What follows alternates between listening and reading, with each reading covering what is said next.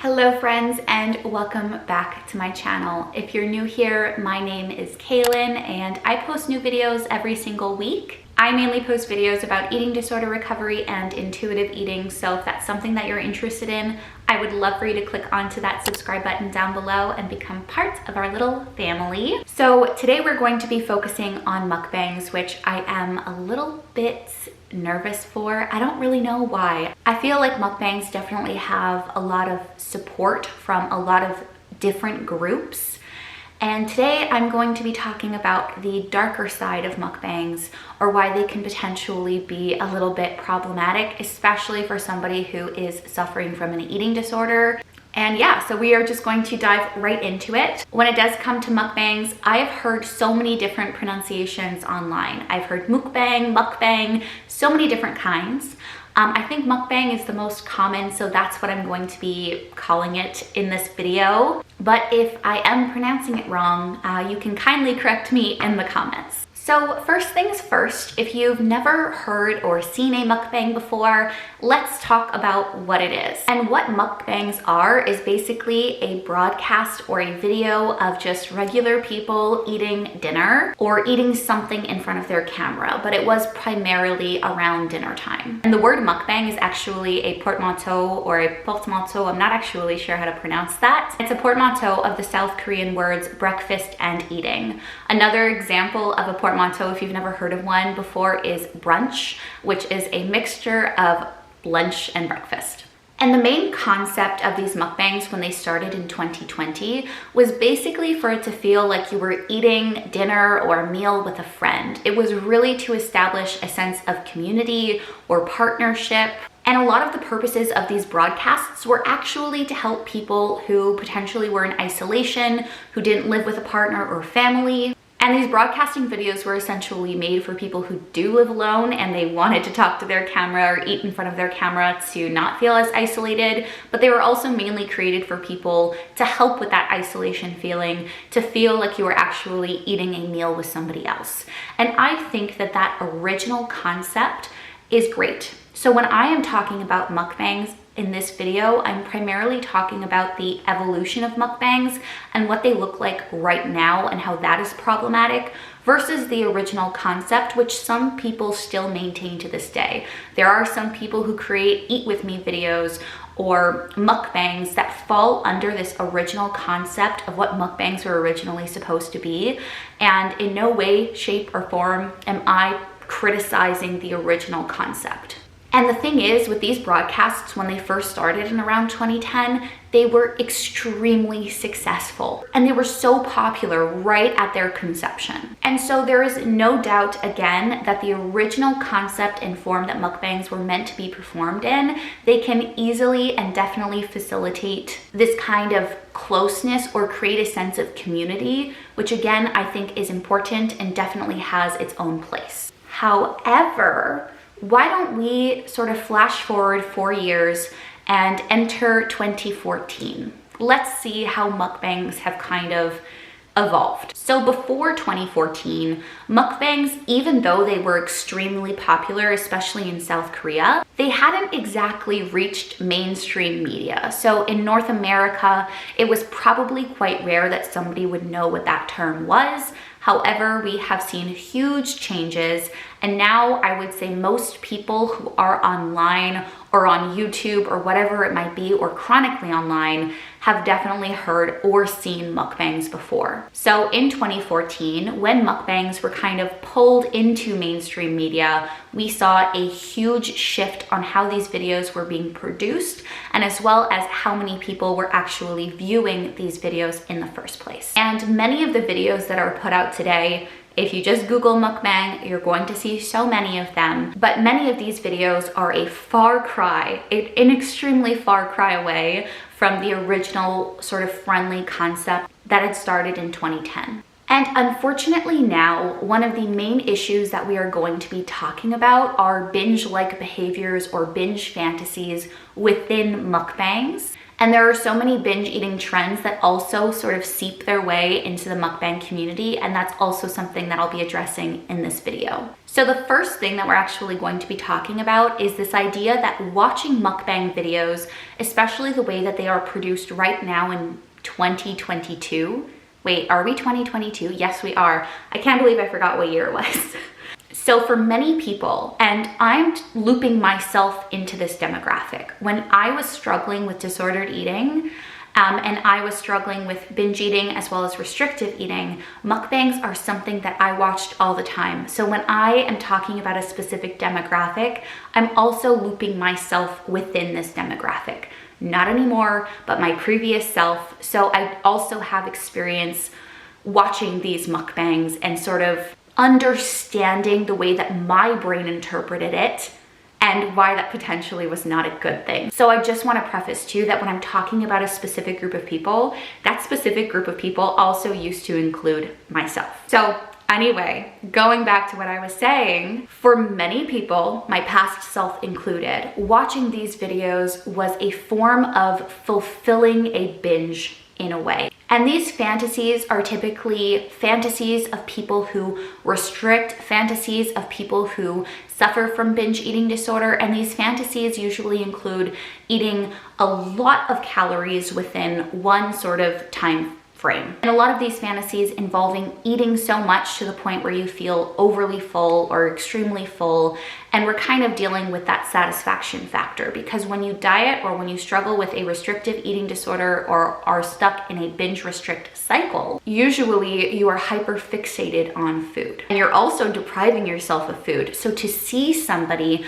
fully have freedom around food, eat so many different kinds of foods, eat without rules or whatever it might be, it's almost as if we're kind of vicariously living through that action, because it's sort of one of these fantasies of, oh, I wish I could do that. Or sometimes, and again, this was something that I did, I would watch a video of somebody eating something that I was craving because I used it as a form of vicarious eating. So if they were eating it, then it would kind of ward off my unwanted cravings.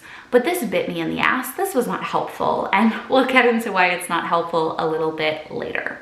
So before I do continue on, I want to talk about what vicarious eating is, which is what I just mentioned. But vicarious eating is kind of like a pop culture term. This is not a medically recognized term, so it's not one that is used in the medical field by any means, nor is it recommended. Vicarious eating is not one of those things that we should or would recommend anybody, but it is something that many people do. So to boil it down in the most simple terms that we possibly can, vicarious eating is essentially experiencing the pleasure of food by watching somebody else eat it. We also see this pattern within other eating disorder behaviors. For example, somebody who will make a lot of baked goods for their friends or family, but not actually eat the baked goods themselves. They are living vicariously through the other individuals who get to enjoy this food while abstaining from it themselves.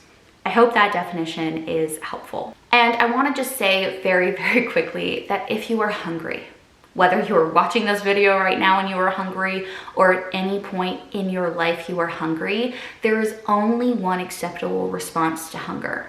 It is not drinking water. It is not going on a walk. It is not pulling up these ridiculous mukbang videos and watching them. It is to eat. That is it.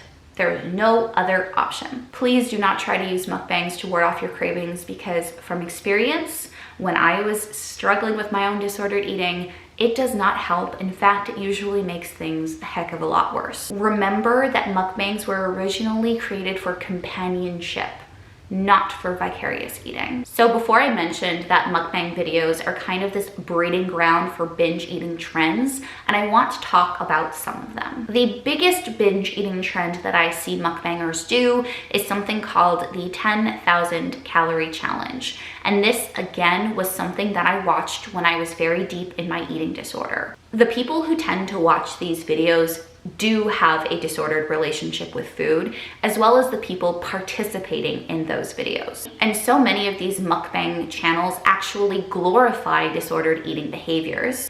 And a lot of these challenges are for shock value and that's about it. In a lot of these videos, you see the people participating in the trends suffering just to try to reach 10,000 calories. And I've even seen videos, I'm not going to name any creators in this video because I don't think that that is helpful, but I've seen somebody do a 100,000 calorie challenge over the span of, I don't know if it was a week or a couple of days. And the whole time this person is describing how shitty they feel, how horrible they feel, how sick they feel, yet they continue to do it. And so I've referenced binge eating a couple of times in this video already, and even though I do believe I have an entire video on binge eating, I want to explain briefly what it is in case there is a viewer who's never heard of binge eating before. So binge eating disorder, which is most commonly known as BED, is a severe eating disorder and also the most common one, which is characterized by recurrent episodes of eating large amounts of food. And binge eating is not just eating large amounts of food, but is typically feeling completely out of control, almost like it's an out-of-body experience. And oftentimes we are eating very, very quickly and also are in a lot of discomfort. And emotions that are often tied with binge eating are shame, guilt, anger, frustration, and even distress after a binge happens. And the most common reason that people binge or fall into binge eating disorder is because of restriction. It's not because you are addicted to food. It's not because there are certain foods that you can't eat or you can't control yourself around. It is typically 90+% of the time a binge restrict cycle. Somebody tries to restrict their food intake, their body can't handle it anymore, their mind can't handle it anymore, and they binge. Then they get into a circle of shame of, oh my God, I can't believe I did that. I have to be better. I can't have pizza anymore because I can't control myself. And then they restrict again. And then what happens? Yes, they binge, and it keeps going, it keeps going. It's a vicious cycle, one that I found myself in, and I would truly not wish that on my worst enemy. And as I mentioned, it is the most common eating disorder as of right now. So now that we've defined binge eating disorder, let's talk about how some of these mukbangers are actually just binge eating on camera. Let's talk about it. I think that this trend is really, really popular, especially in videos like the ones that I was just referencing, which actually have like a number or a goal that we are trying to reach. Like a 20,000 calorie challenge, a 15,000 calorie challenge, whatever it might be. And I quickly want to talk about the language that is used often in these videos. I'm going to give you a couple of examples of things that were prefaced in actual videos. I'm not pulling this out of my ass. These are things that people actually say. So I'm going to read them right here. And again, they are prefacing their video. So this is something that they either say before or sometime in the video. So they say, I did not eat for 24 hours to prepare for this.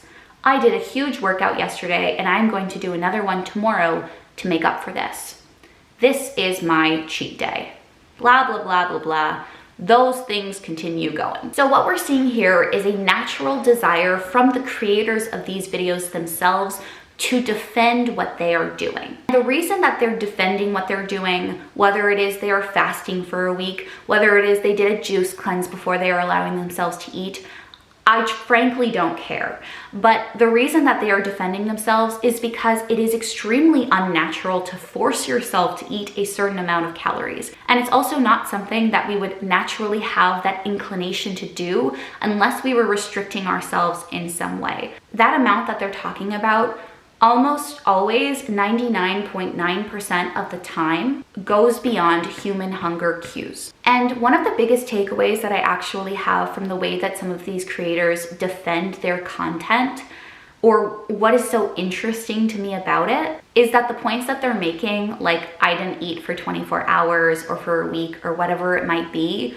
truly just drive home how disordered these patterns as well as these video concepts are in the first place. Working out excessively or giving morality to food, like good day, bad day, these are the only foods I can have on my cheat day, whatever it might be, cleanses, fasting, whatever these people are participating in before they're doing their trends or videos or whatever it might be, are all signs of disordered eating. And I'm saying that they are signs, I'm not saying that they are causational. If somebody fasts It does not mean that they will automatically get an eating disorder, but it does mean that the behavior that they are participating in does promote disordered behaviors. So essentially what I'm getting at right now in this moment is that how mukbangs have evolved in the past 10, 12 years has been much more towards glamorizing eating disorders than what they originally set out to do, which was to create community. And again, I'm not pulling this information from nowhere. We have creators literally saying that they participate in the restrict binge cycle,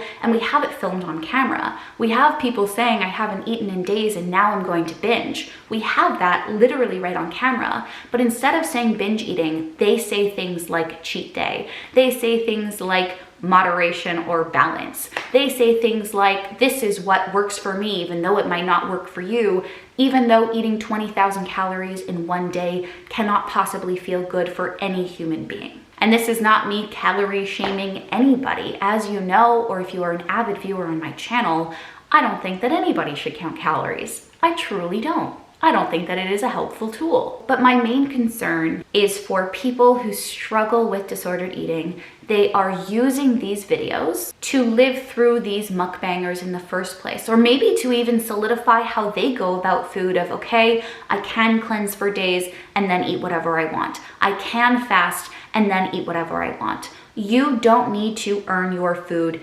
anyway. You don't need to move to earn your food. You don't need to eat a certain amount in order to be able to eat. Your intrinsic right as a human being is to have permission to eat in a way that feels best for you. But we all deserve food at the end of the day, no matter what. And the issue with these videos is that a lot of these creators get paid a shit ton of money in order to simulate or even struggle with disordered eating themselves, this binge restrict cycle. And something that I have learned is that it's very difficult for people to walk away from money. And so I can't see this trend changing or going anywhere, but I really hope the way that we watch these videos changes over time. Something else that is so important to talk about is the fat phobia or potential fat phobia that we see in the comments. The comments on these videos when it comes to mukbangs are so wildly across the board. There are people who support mukbangers, and then there are people who watch them just to kind of tear them down or be cruel. And one of the biggest dividing lines in comments like this is the size of the creator making these videos in the first place. And oftentimes, if somebody is thin or if somebody is in a smaller body, it can kind of overshadow the disordered behavior that is going on in the video. And this is only because of fat phobia or only because of the associations we have with thin bodies and nothing else. Seeing somebody who is in a skinny or thin body participating in a trend like this gives viewers a false sense of security and also presumed morality. Because studies have shown how many negative correlations people have with people in larger bodies versus smaller bodies. People think that people who are smaller tend to be more productive, tend to be more likable, have more friends, whatever it might be. We know that that's not true. We're talking about an illogical part of our brain, but I still think it's important to address these fat biases. And so evidently, because of the way that we view thin bodies and the way that we view bodies as well as movement and food and all together, the comments on like a thinner creator's video would be something like this. I have comments from videos. Again, I'm not pulling this from anywhere except the actual videos themselves. So let me read a few. How are you still so thin? This is so impressive. I wish I could eat all that and still look like you. Wow, you're beautiful. I love a girl who can put it back. That comment's a little bit gross, but whatever. Now, let's kind of walk over to a fat person doing a mukbang, because there are people in large bodies doing mukbangs and their comments are extremely different. Let me read them. I'm so worried about your health. This is disgusting. You should be ashamed. Do you see how different these comment sections are? It is literally night and day.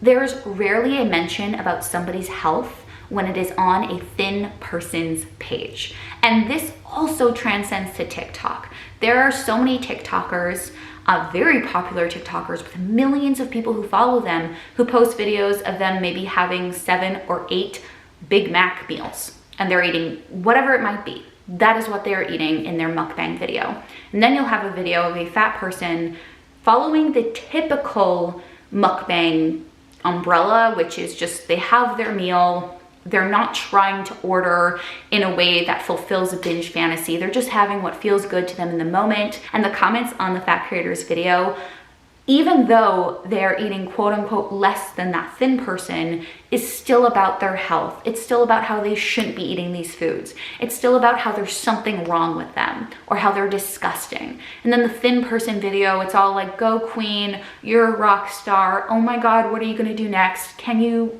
film a sushi mukbang? Nothing ever about the health. And that's because people are not actually concerned about the health of these mukbangers. They aren't. They only want to digest things that are palatable to them. And to them, seeing a thin person eat copious amounts of food or whatever it might be is something that they want to see because it fulfills their fantasy. Being thin does not absolve anybody from the negative effects of binge eating on camera. Being in a thin body does not mean that you are not impacted. It is still bad and it is still harmful. And while nobody should be filming these types of binge eating mukbang videos, I think it's a huge double standard and so problematic when we see fat and thin people being treated so differently within the exact same space. The same space, but we just have different regulations or rules for other people or expectations. And this bias that thin equals healthy has been debunked over and over and over again. I'm not going to sit here and go over all of the facts. I've gone over them in other videos before, but if you actually do research and you look at new research and unbiased research, then you will see that thin doesn't equal healthy, just like fat doesn't automatically equal unhealthy. You cannot assess somebody's health just by looking at them. And if you think you can, I think that there is some serious reflection that you would have to do on your own part in your own time. But I think the biggest takeaway from this video is that the people participating in these mukbang trends and these binge eating trends that stray away from the original concept of what a mukbang is extremely damaging, and not only for the mukbangers themselves, but also for the viewers. And it's damaging for the viewers because they might be using it as vicarious eating. They might be seeing these binge restrict patterns within a video and think that maybe they can try it themselves because they see somebody else doing it. I really want you to be curious, if you are somebody who loves mukbangs, about why you love them and which side of the mukbang sort of history you are on. Are you sticking with the original concept, or have you moved and are you actually watching these binge eating videos and getting something out of it? If you're drawn to these videos, it may be a sign that you are restricting, and it also might be a sign that you're ignoring some kind of hunger cue in your day-to-day life. And the list of consequences when it comes to binge eating disorder is a lengthy list, a very lengthy list. The mental implications are probably one of the huge consequences of binge eating disorder, but there are also a lot of physical complications. Things like chest pain, blurry vision, dizziness or fainting, changes in your heart rhythm, shortness of breath, just not even being able to breathe properly, extreme hunger pains and headaches, feeling sad or empty all the time. The list is literally so long. I can sit here and continue to go, but for your sake, I will stop. But there are so many consequences, and that is the main reason why I talk about this. I'm not talking about this in hopes that mukbangs will stop or that they'll be canceled or anything like that, because that is not my goal. My goal is to educate you, but also to open your eyes to potential disordered behaviors that you yourself are participating in. So the next time you click on a mukbang video, maybe think twice, see what's up, assess if there's another need that maybe you're neglecting, like your need of a meal, like your need of support, whatever it might be. But if you do have any additional comments to add, or maybe want to share your own experience, please make sure to leave a kind comment down below. And yeah, if you like videos like this, if you like videos like this, I really hope that you choose to stick around. Or if you have any other topics that you would like me to do a deep dive in, you can leave all of your suggestions in the comment section down below. But thank you so much for watching. If you've stuck around till then, don't forget to do something kind for yourself. Bye, friends.